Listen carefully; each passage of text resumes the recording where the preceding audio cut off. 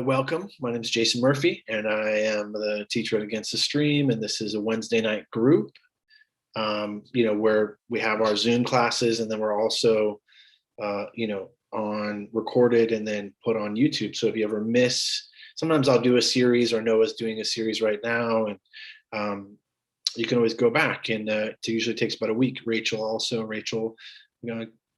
posts her talks up there as well.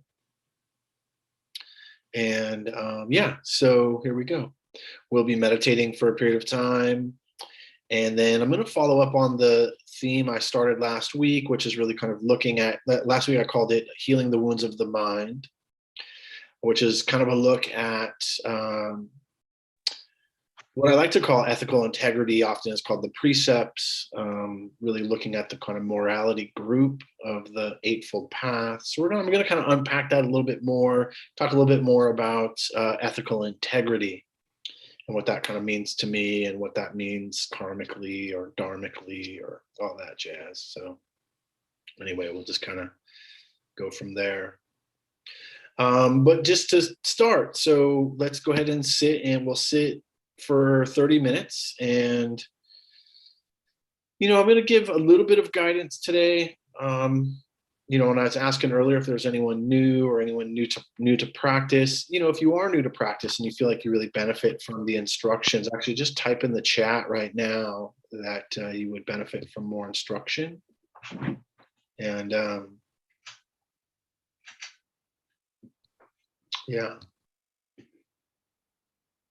and then I'll give a little bit more guidance.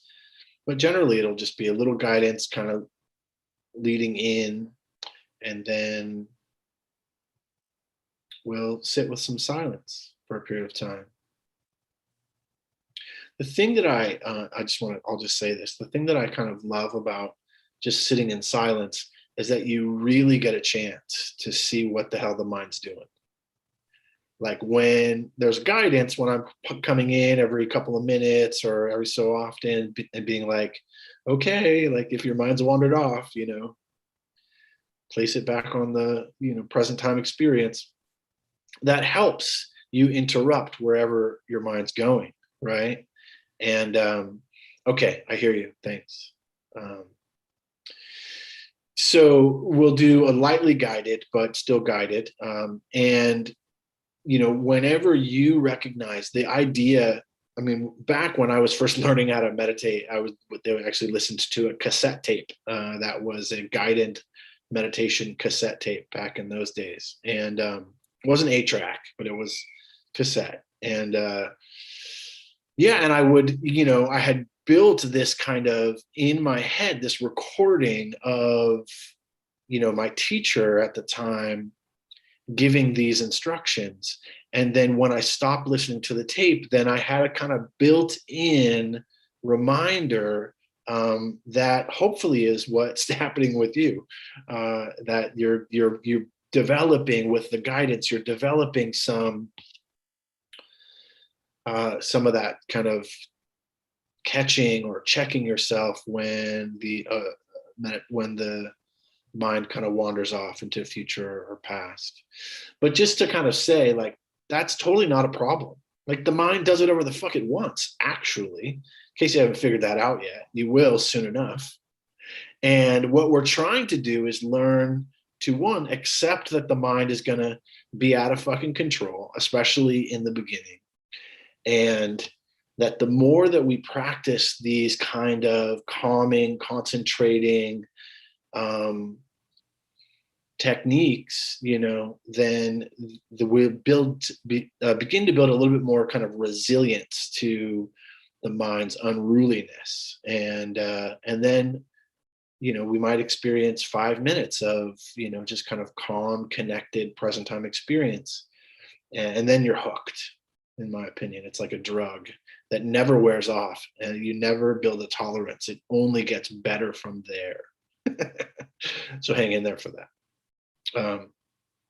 All right, let's get started. So finding a posture that's workable, that's sustainable, one where you can feel relaxed and alert. And then just in some way, just kind of checking in with the body. What's happening in this body? It's helpful to allow the eyes to close. It's not necessary, but it's helpful.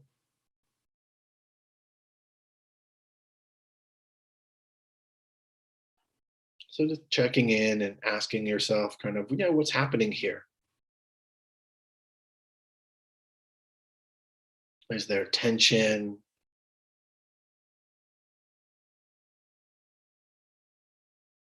Is there release? Is there stress?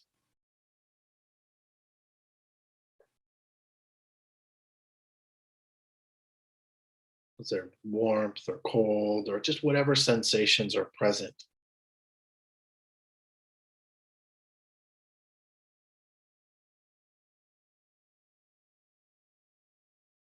And then opening to the sounds, different sounds, sounds outside the room,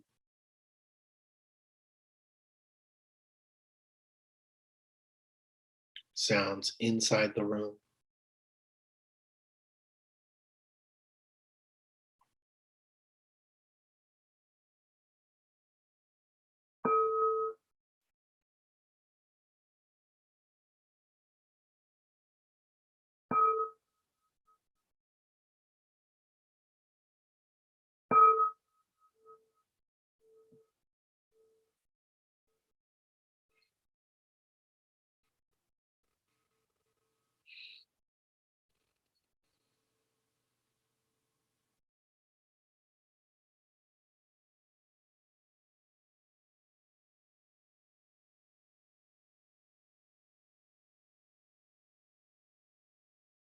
And then, kind of checking in with the mind.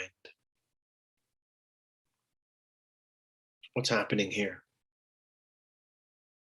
Can we even identify, is it busy? Is it restless, agitated, sleepy?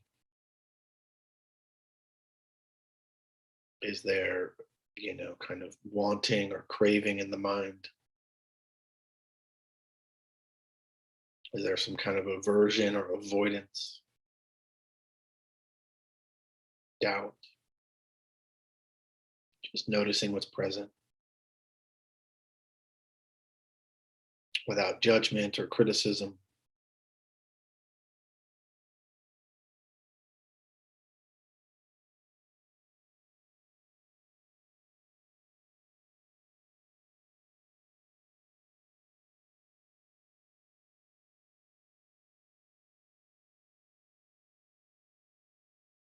And then in some way, setting an intention. The intention is during this period of meditation, there is nothing worth thinking. Just setting that intention. There's nothing worth thinking.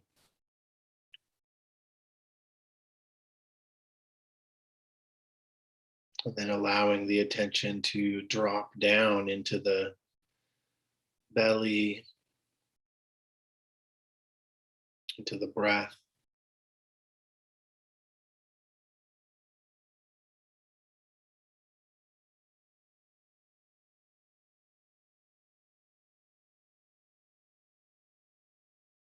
And then, in whatever way feels comfortable to you, connecting to this experience of breathing.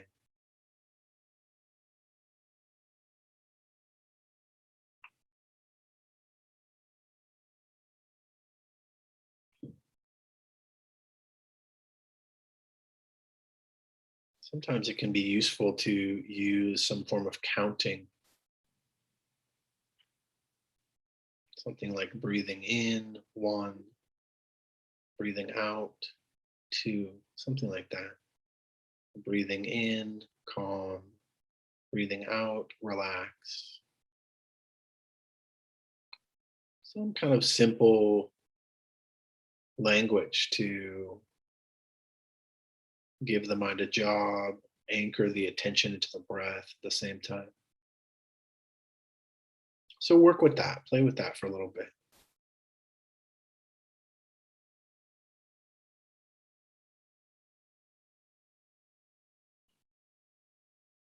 Of course, knowing that if the attention wanders off,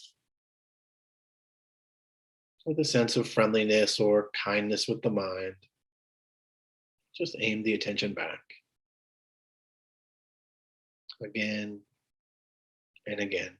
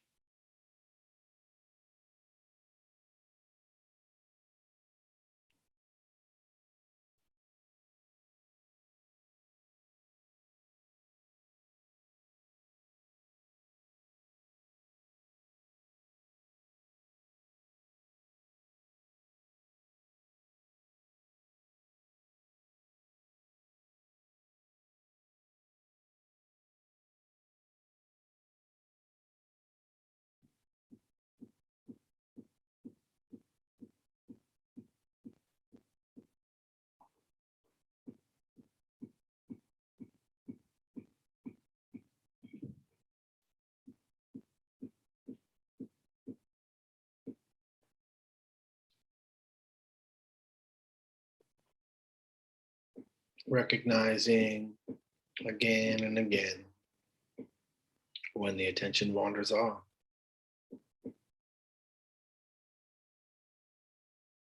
Perhaps noting where it's gone, future or past, whether the thought pattern was skillful or unskillful, leading to positive results or negative results. Not spending too much time thinking about it, just acknowledging and then aiming the attention back again and again,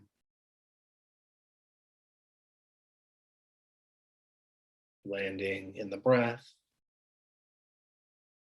in the body, perhaps returning to the counting or those simple phrases.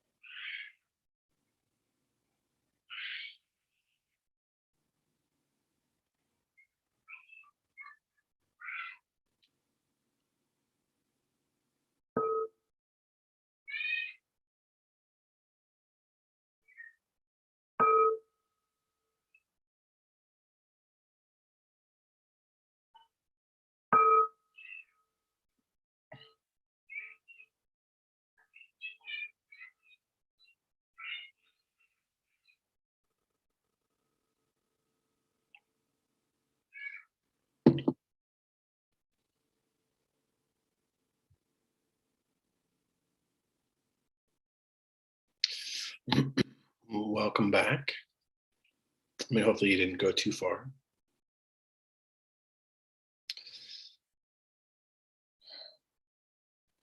So I guess I'm just going to take a few moments and kind of open up for questions, specifically questions in regards to the practice or the instructions. So the meditative practice or the instructions that I gave tonight. So specifically questions in that regard. If you have any, feel free.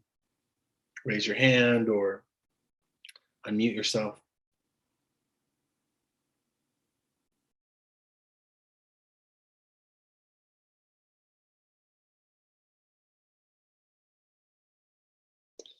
Um, Maybe there's a question, but I'll just speak a little bit about one of the ways that I view this practice. And I mean, it's not me actually. I mean, I learned from reading the teachings of the Buddha that, and often in the suttas, there's this description of purifying the mind, the idea, or mind heart. The idea is that we're learning to purify the mind heart. And there's a specific um, teaching or kind of analogy about the way that a alchemist purifies a metal, or a jeweler purifies the gold, by kind of heating it up and allowing the impurities to come to the surface and then fall away. And in that sense, that's exactly what we're doing when we can sit with the mind, sit with the body in all kinds of circumstances. Whether it's external distraction, like I don't know if you guys heard, but there's like a 6-year-old having a breakdown, like a couple doors down from me, and or the kind of afflictive tendencies of the mind to recall or um, kind of flight to the future about all the hundreds of things you have to do. Yeah. So the idea, because I used to hear, this practice is, to purify, or it's about purifying the mind, purifying the heart. And to me, and maybe to you as, an American or as kind of someone from the Western world, that seemed very, I think we have enough kind of purity going on. Like I think the purification or the kind of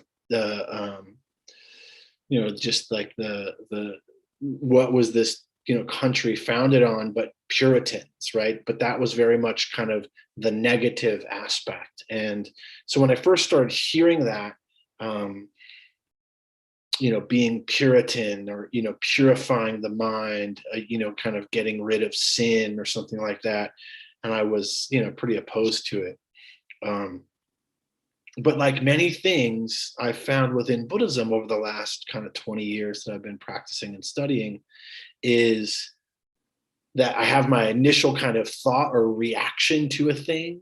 And then when I investigate it a little further, I find that it actually is conducive to what I'm looking for, because, there's this old saying, right? Like in AA or NA or whatever, um, that, oh, yeah, don't go to 12-step groups because they'll brainwash you, and then the response is, well, maybe my brain needed washing, right?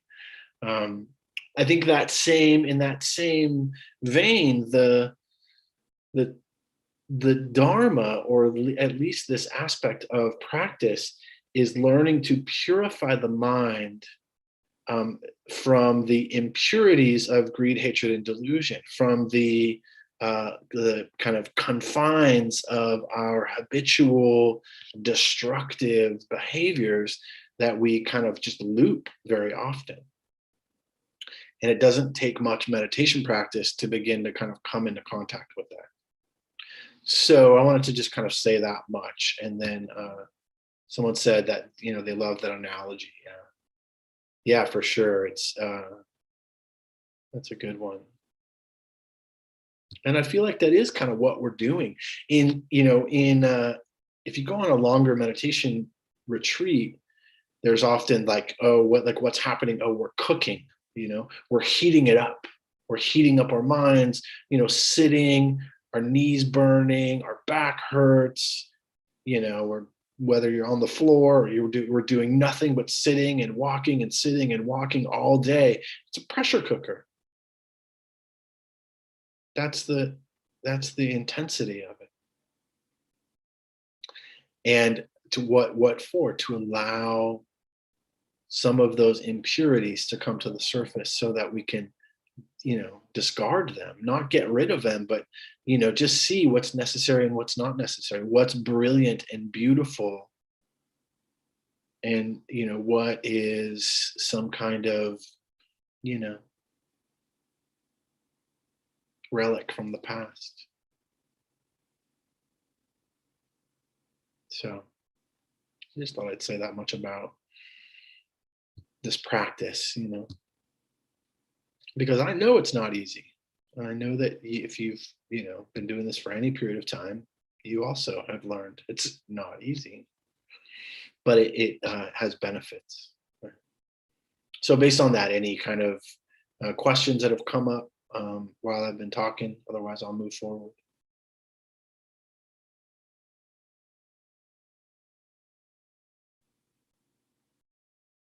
All right. I'll open up again for some questions at the end. And the way that you can either write a question in the chat while I'm talking, or you can just wait till I open up, and then we can have some discussion. All right. So last week I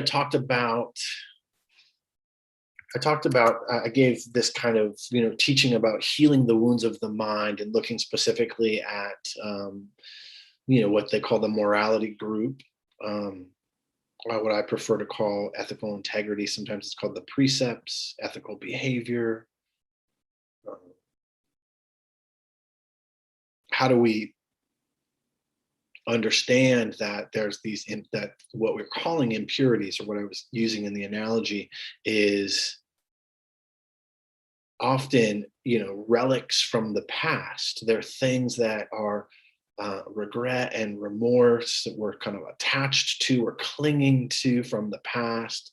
Sometimes I like to describe it as carrying the dead bodies of our past into our present, into our present life, into our present mind, and there's some, like in Tibetan iconography, there's some really beautiful and amazing kind of, pictures of kind of like demons with like heads chopped off, that are like talking about like really a lot of the aspects of kind of how do we purify this heart mind, and that it means kind of slaying demons, and sometimes we're not actually slaying them with swords, but we're actually slaying them with awareness. We're slaying them with wisdom. We're slaying them with compassion, that we're recognizing, oh yeah, this isn't useful for me to carry a story that I've been holding about myself since I was 10 years old. Like, have you done that? Have you carried a story? Sometimes we call them core beliefs. Have you carried a core belief from when you were a kid?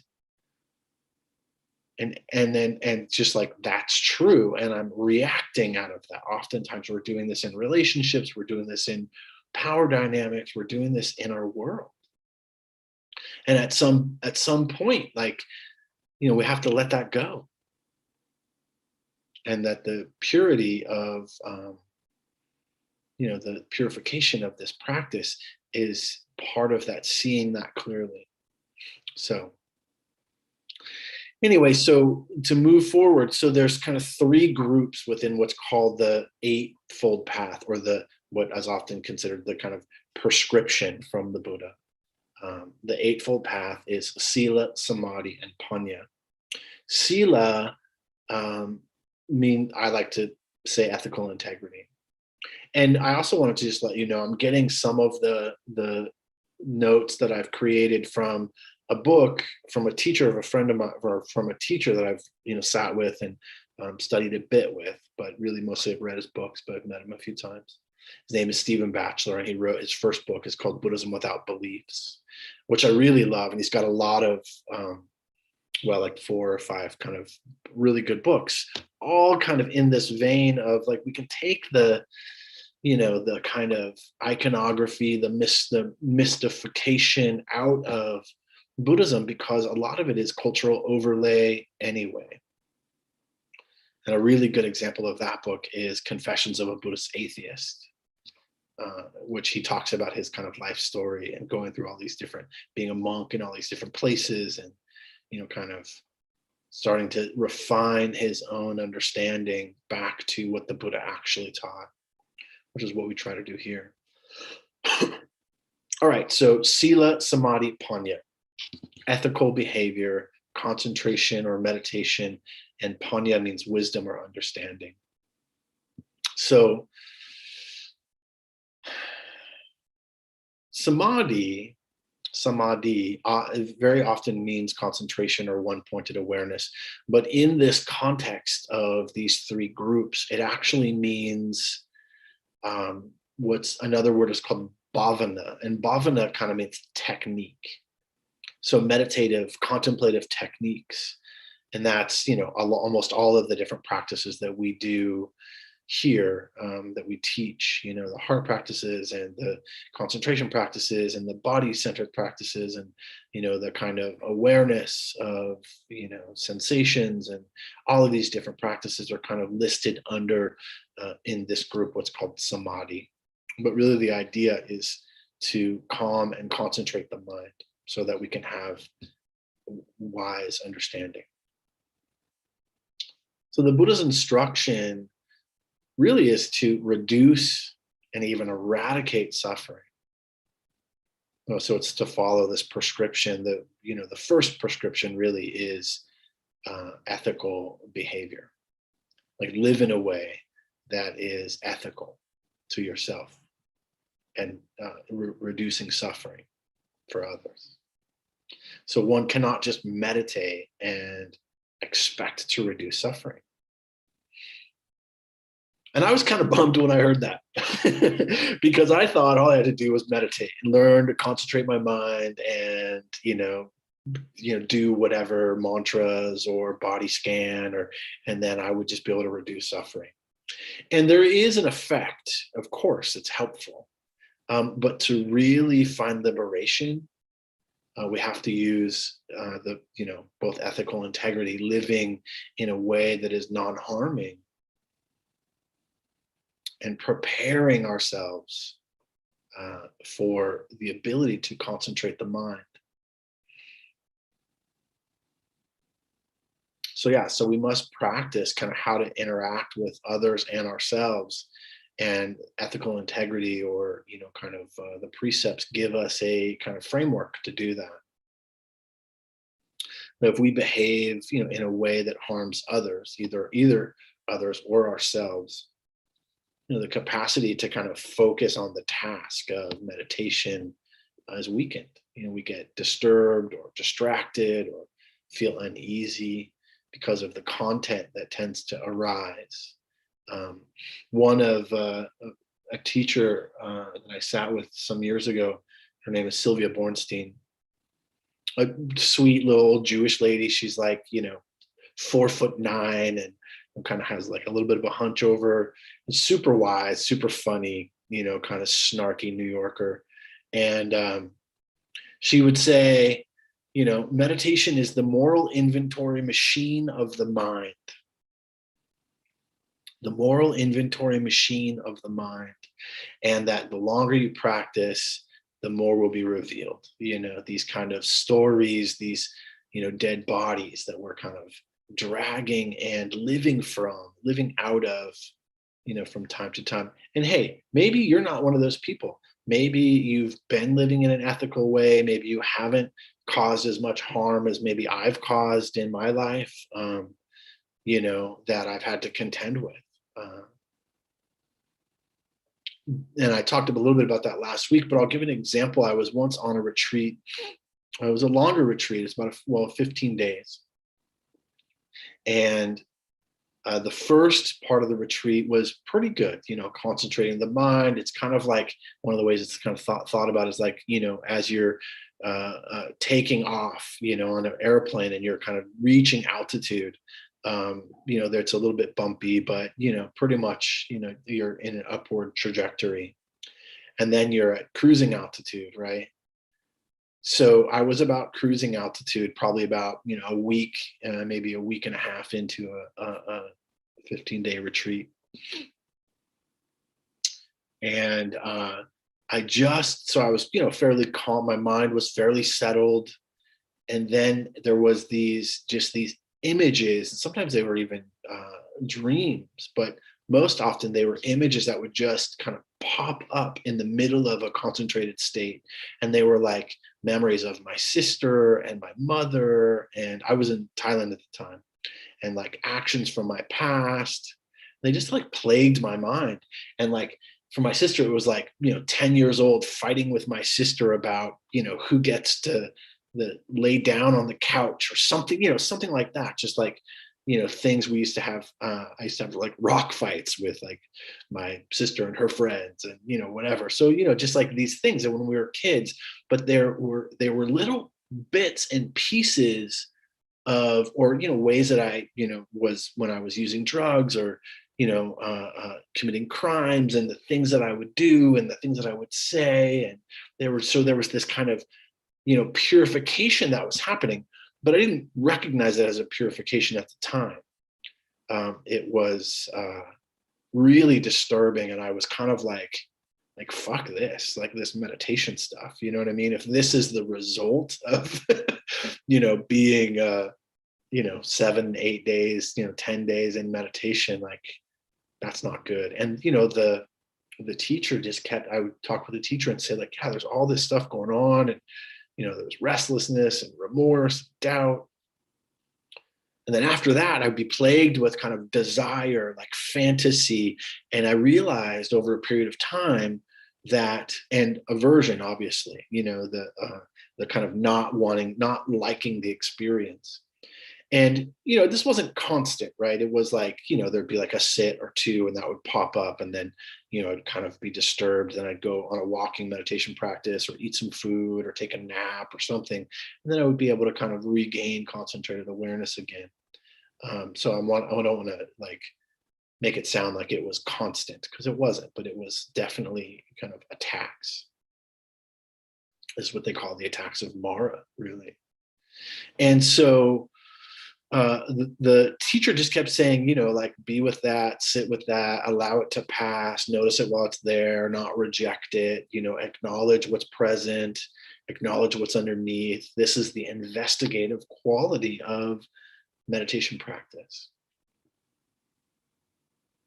So I say all that just to let you know that, ethical integrity is rooted in this sense, of who we are and what we do in the world. And, we may have, caused harm or acted out in some ways, acted outside of ethical integrity. And often, it comes out of a sense of separation or, from others or from the world, which is definitely the way I felt as a young person. When I was, fully using, and a sense of kind of self-centered fear is usually kind of a catalyst to some of the ways in which we maybe have acted unethically. So there's many ways that we hurt others, in turn, create more kind of obstruction for ourselves in this path of liberation. And so, some of the ways that the Buddha talked about our behavior, he broke it down, and this was an earlier insight, and it's a little further into the kind of ethical integrity piece, but it was one of the first, kind of realizations that the Buddha came to, where he would begin to identify, he called it kusala akusala, so wholesome or skillful trains of thought, and unwholesome or unskillful trains of thought. And he began to kind of, discern and differentiate.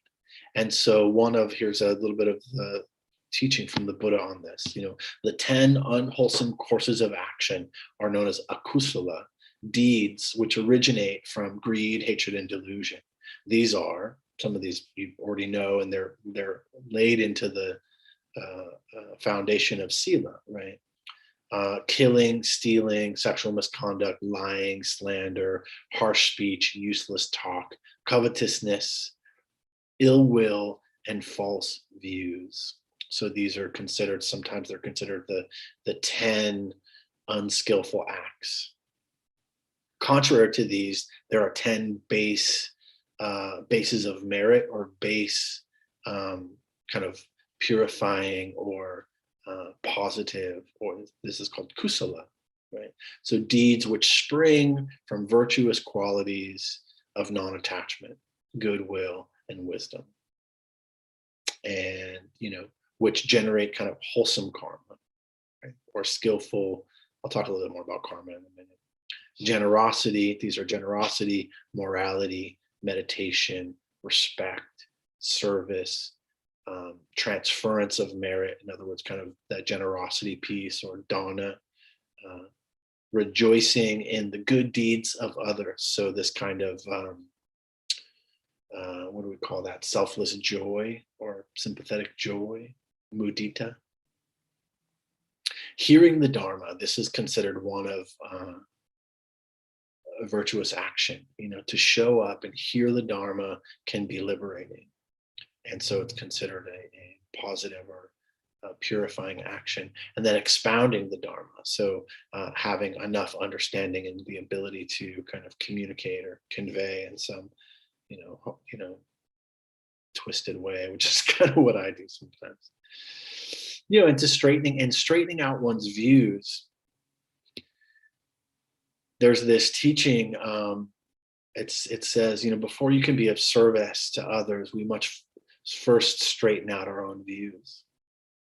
In other words, and this is, part of the Dharmic practice, is part of like my own training of years of my own practice, like sitting long meditation retreats and, listening to hundreds of Dharma talks and, reading tons of books and reading the suttas and, just really seeing for myself, sitting, months long meditation practice, being a monk for a period of time, like just these different things that I've done to straighten out my own views, really.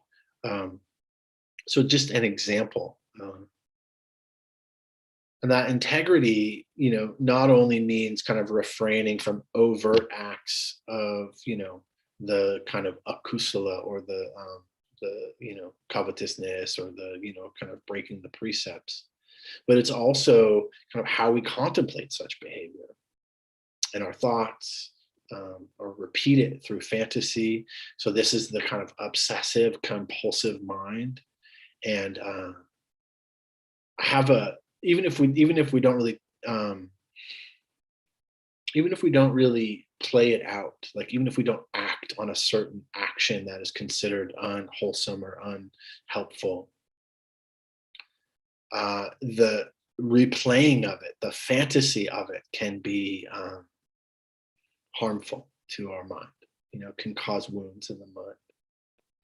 And there's an example that I found in an unlikely place. I was locked up, and I was doing time, and I had a bit of a understanding of when I was going to get out, or at least maybe be released to some kind of a, rehab or halfway house or something like that. And but what I would know, and I had practiced a little bit, but not a whole lot. But what I had noticed is that there were certain, there's maybe like 100 men that I was, kind of doing time with at this particular facility. In the block. Anyway, I don't want to get into the whole thing, but what I noticed, because I have kind of an anthropological mind, is there were certain people that were just kind of ruminating about their past, ruminating about what they did that got them there, ruminating about, kind of woe is me, regret, remorse. And they were just like causing suffering for themselves every single day. And And then there were people who were worried about the future. They were worried about, what was their next court date going to be? Were they going to go to prison? Were they going to be, sent away for a really long time? Whatever. What was going to happen with their kids? Normal. I mean, some of this is kind of normal, and it's because of certain situations that they ended up, just like myself, ended up where they were. But I started to notice that, there were other people, and maybe they had done more time, maybe they had just more, I don't know, kind of skills. And I was a little bit on the kind of, what was going to happen next. That was my mind was leaning that direction. But I started to kind of notice there were certain people that were just kind of like living day to day, like just doing time, like um, not getting caught up in the past and not getting caught up in the future. And they were generally like, they were happier. They were kind of, they were able to just kind of be a little bit more at ease. And some of them, they were working out, they were reading books, they were doing other things, but they were more connected to the moment. And it was just a helpful reframe for me of like, oh yeah, this could be a good place to actually try to do some meditation. And I would practice mostly on my bunk in the evening, but I would practice. So I think it's useful to be able to see, how are we doing time, even this time, like how are we doing the day to day? Are we spending time, rehashing, regretting, remorseful about the past actions without taking any responsibility or kind of, yeah, just, are we able to kind of just let it go and be in the past and do what needs to be done in the here and now? And this, has to do with karma. So right view is seeing clearly the momentum of karma. And so, the ways in which that we have acted or thought in our past kind of determined our present. And such, the ways in which we act or think in the present have karmic implications for our future. So this is kind of one of the things I began to see. And even just the fact that I was locked up, and how I had gotten locked up and what I had done, was all part that it was the karmic implication playing out.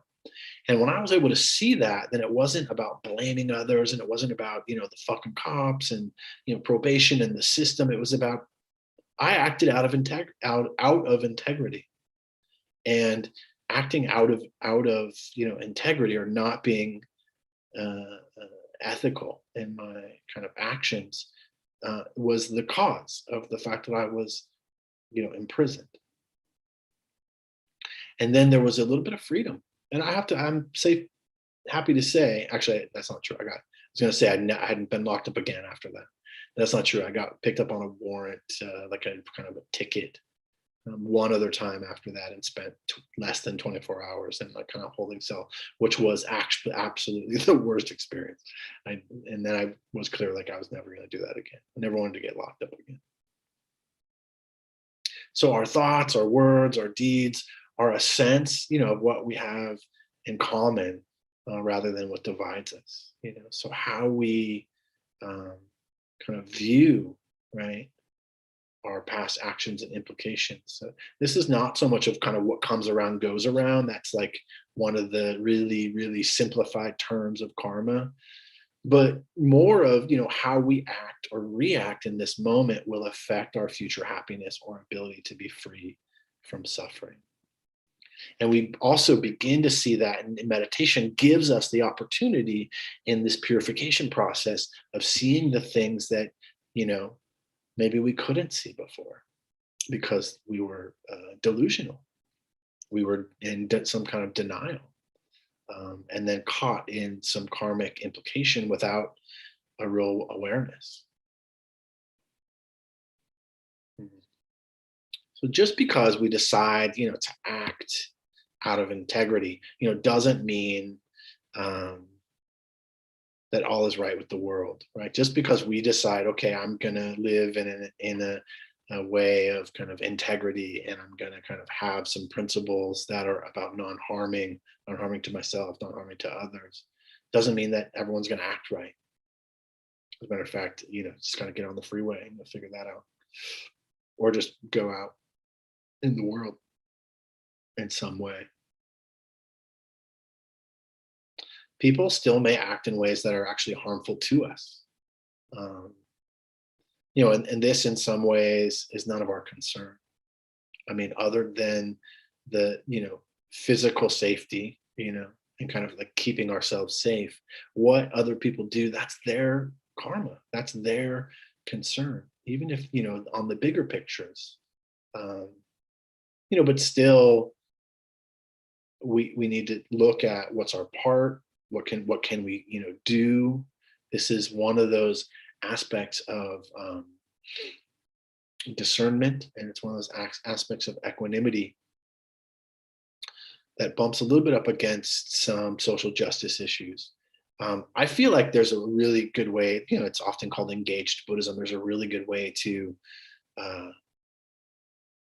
to bridge these two things, right? To fight in some way that is speaking out to injustice, that is, living with personal integrity, that's not so much concerned about othering. The other is wrong, the other is, a problem, the other is, we just kind of, we're still kind of going through that with all this, I guess, Asians are the target now, right? There's always been a target, there'll always be a target. Hatred, greed,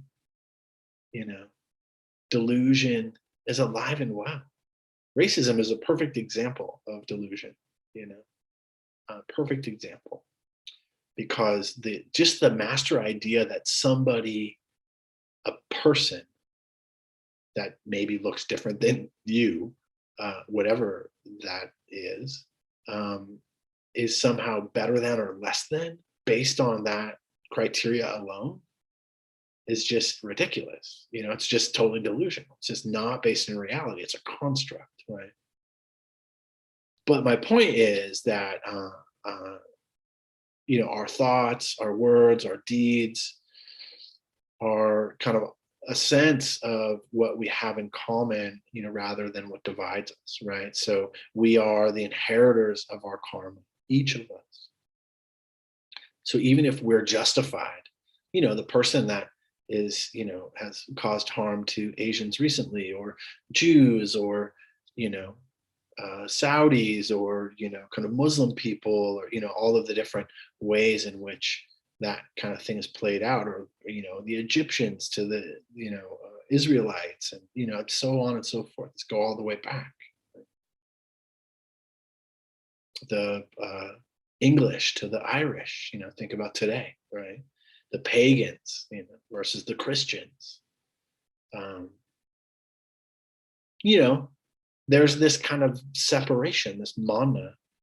But to really think about from a larger scale, from a Buddhist perspective, that it's like, yes, speaking truth to power, or speaking out with injustice, but not hating the other is really important from a Buddhist perspective, because the hating is our own inheritance of our own karma, and actually isn't really much different.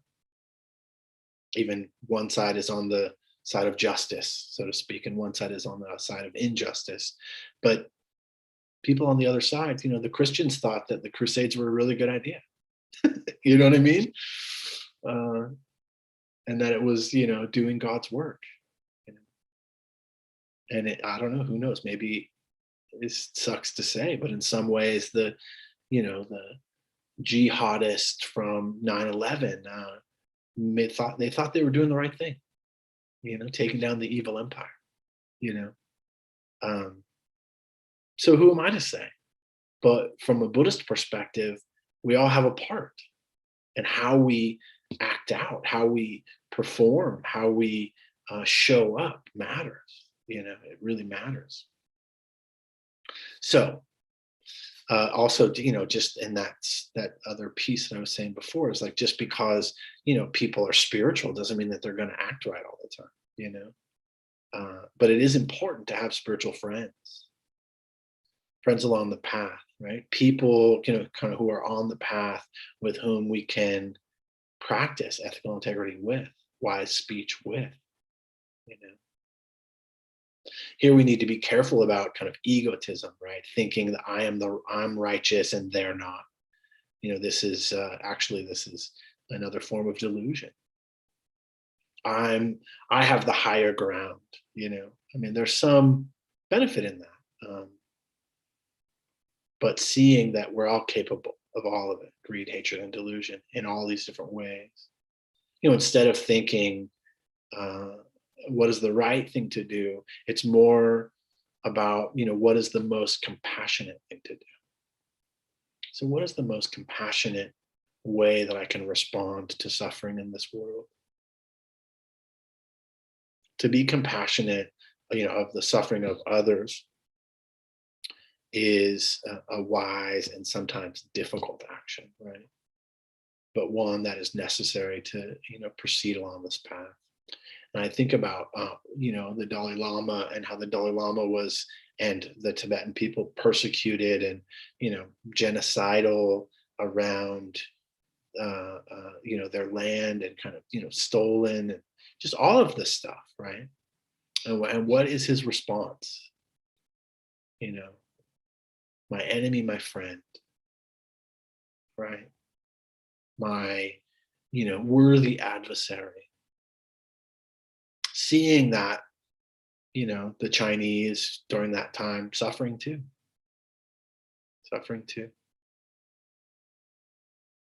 And I mean, just to kind of like get out of the narrow-mindedness of right, wrong, good, bad, and opening to, okay, what is the most compassionate way that I can fight suffering, right? Battle with suffering, my own and others. This is what, you know, the Dharma really is about. And so ethical integrity being the kind of first layer, you know, really actually generosity is the first layer. Generosity is the thing that anyone can do. Ethical integrity, a step up. Concentrating the mind, a further step. Gaining wisdom and understanding, straightening out one's views, a final step. Yeah. So I think that's enough for my little fucking lecture. And I want to just open up if you have questions about, you know, or even just kind of thoughts. I know I said a few controversial things, so, you know, you could be controversial. It's okay. You can even disagree with me. It's totally fine. If you have a question, you can put it in the chat, or you can unmute yourself.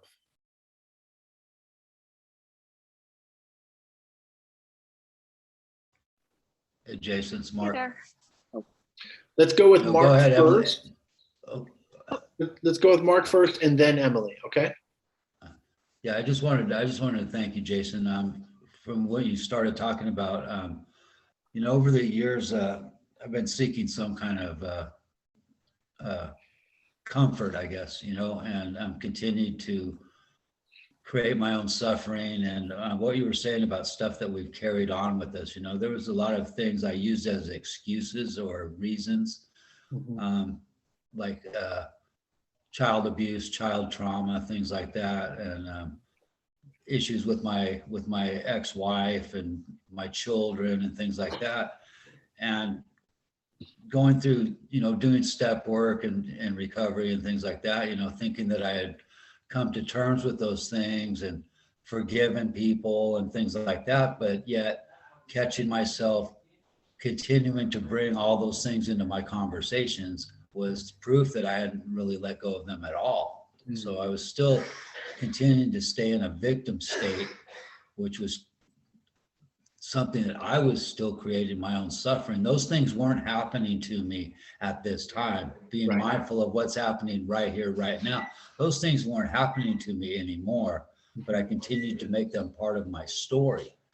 And so the suffering that went along with it had long been gone from what they had done to me, is what I was continuing to do to myself. So having to change that thinking and the way that I looked at things and where I was keeping myself and what I was carrying along with me, you know, it was like a backpack full of bricks that I'm just carrying along.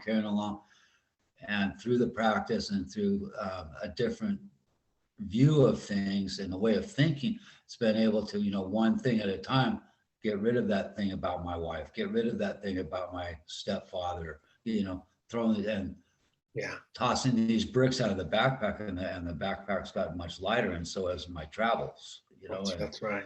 And so every day, let that shit go. And everyday situations, if I catch myself getting into that thinking, I'm thinking, wait a minute, here I am starting to create another form of suffering that's not happening anymore. I'm starting to create it, and it's going to manifest if I stay on that train of thought. So I really appreciate this lecture or this Dharma tonight. You know, it's really good stuff. Yeah. I could totally relate to that. Yeah, man. So can I. You know. Yeah. I mean, I try to come from a place of like, this is my experience, and this is what the Dharma has taught me. You know, and yeah, I mean, it's funny. Maybe next week I'll carry on with a little something about what you said. Yeah, I mean, but just so we all know, there's layers to this, layers and layers. So many. Yeah, so many. Yeah, a year ago today, I was sitting on a bunk in a jail thinking about all these things. Right. Yet I had created all of that. You know. Yeah, man. Thanks, Mark. So, yeah. Thank you. All right, Emily. Want to unmute? Oh, sorry. I think I muted you. Trying to unmute you. I muted you. There you go. Yeah. Okay. First off, thank you, Mark, for saying that. I just wrote down emptying out the backpack and having a lighter travel. I love that. I've never heard that sort of phrase before. I love that. There's a good, let me just kind of, I don't know if Mark got it from this or from a counselor or something, but there's a book by Robert Bly called The Little Book on the Human Shadow. And Robert who? Sorry. Robert Bly. It's called B-L-Y. The little book of the human shadow. And it's all about this kind of emptying your backpack. But nonetheless, please, Emily, sorry for cutting you off. Oh, that's fine. No, I appreciate that recommendation. So I'm really early on in recovery, and I'm really early on in Buddhism, in meditation, all that. And it's really interesting hearing you talk about like, I'm coming back to right livelihood in my circumstances, because I'm a nurse and I work at a plasma donation center. Mm-hmm. And I actually struggle with the fact that like, it's an industry that takes advantage of people completely, entirely. I never really knew about it, but it seems just to take advantage of people really deeply. And I haven't done research into like how true that is, that sort of thing, but it just makes me feel weird, kind of that I'm contributing to that. And so what I do when I have that kind of thought of like, am I really doing the right thing? Like, am I really doing a good thing for people? Like, I just tell myself, you know, we couldn't have these products. We have to have these products. They're life-saving products that we have to get them from somewhere. You can't manufacture these things. Mm-hmm. So the way I kind of quell that is telling myself I'm trying to make this process as easy and convenient and as possible for the person. But it's like interesting thinking about right livelihood in that sense and integrity. And so that's like everything I'm doing comes with good intention when I'm there. Everything I'm doing comes with good intention. I'm just uncomfortable with the industry I'm involved in. It's interesting. So I understand. I understand about being uncomfortable with the industry, you know, and still, you know, everyone has to decide. You have to decide for yourself. I mean, that's the thing I love about Buddhism. Buddhism isn't saying like, do it this way. It's not. It's saying if you want to reduce suffering in your life individually, here's some pretty good guidelines and suggestions. But whether you want to do that is up to you, and to what degree. I talked a little bit about that last week when I was talking about the taking of the precepts, right? So yeah, but this idea of right livelihood can be confusing, or for a lot of people. Yeah, I appreciate hearing that. But this is Yeah. a very good talk, and I took a lot of nice notes, so I appreciate Great. this week and everything. Yeah, I and thought it was everyone helpful. here. Please feel free to come Yeah, back. and yeah, absolutely. Yeah, this is my first time here, and I'm hailing from Central Illinois, University of Illinois area. Awesome. So, Good for you. yeah, good to see you. Take care. Anyone else? Thoughts, questions, reflections?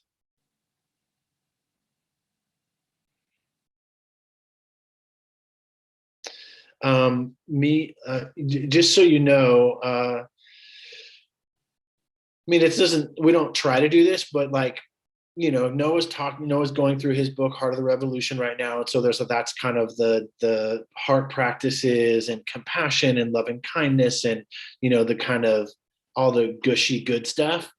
And, so we try to balance, so if I know that he's talking about that, then I'm going to try to focus on some of the wisdom side of things.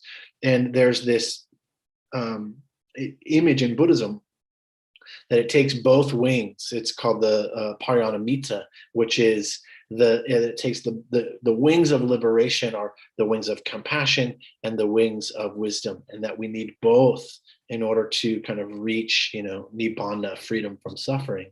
And so I invite you to, check out on Monday if you haven't, and if you're in the LA area, come and sit with us in person. We'd love to have you guys. We're going to have, hopefully, we're opening the doors next week. So, we're on the upswing when it comes to being live and present. So actually, even those of you, in Illinois or, wherever you are in the world, you can still come via Zoom, because we'll be here, and I'll just be not in my home.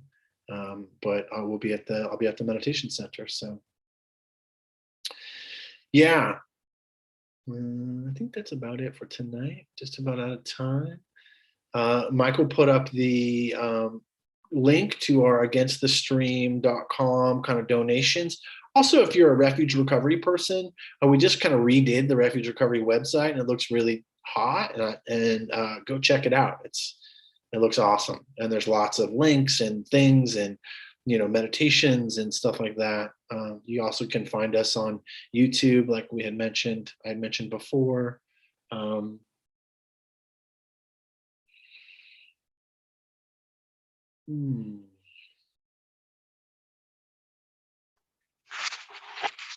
Yeah, let's just take a moment and kind of gather all the goodness of this practice.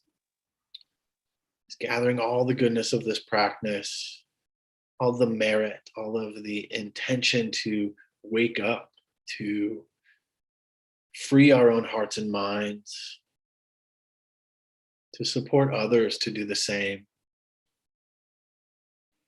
May we all be free from suffering and the causes and conditions of suffering. And we all know liberation of heart and mind. May we all be free.